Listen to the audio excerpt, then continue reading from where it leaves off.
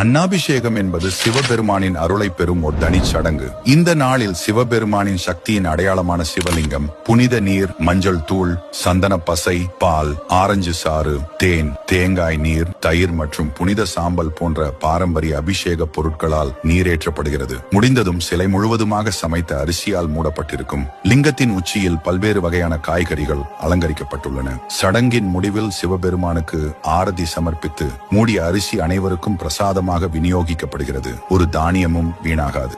இந்த அன்னாபிஷேகம் அப்படிங்கிறது பிரம்மத்திற்கு சமமான அன்னத்தை சிவபெருமானுக்கு அபிஷேகம் செய்வது.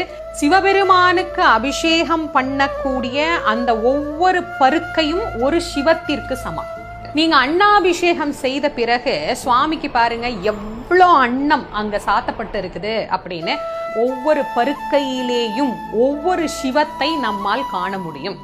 கோடி சிவலிங்க தரிசனம் அப்படிங்கிறது பல ஜென்ம பாவங்களை போக்கும்னு பெரியவங்க சொல்லியிருக்கிறாங்க.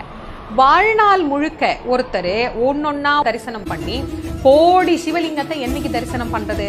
அதனால சிவபெருமான் என்ன சொல்றாரு, அன்னாபிஷேகம் செய்யக்கூடிய அன்று, அதாவது ஐப்பசி மாதம் பௌர்ணமி அன்று அன்னாபிஷேகம் செய்துவிட்டு ஒவ்வொரு பருக்கையிலேயும் ஒரு சிவத்தின் ரூபத்தை நீங்கள் காணலாம்.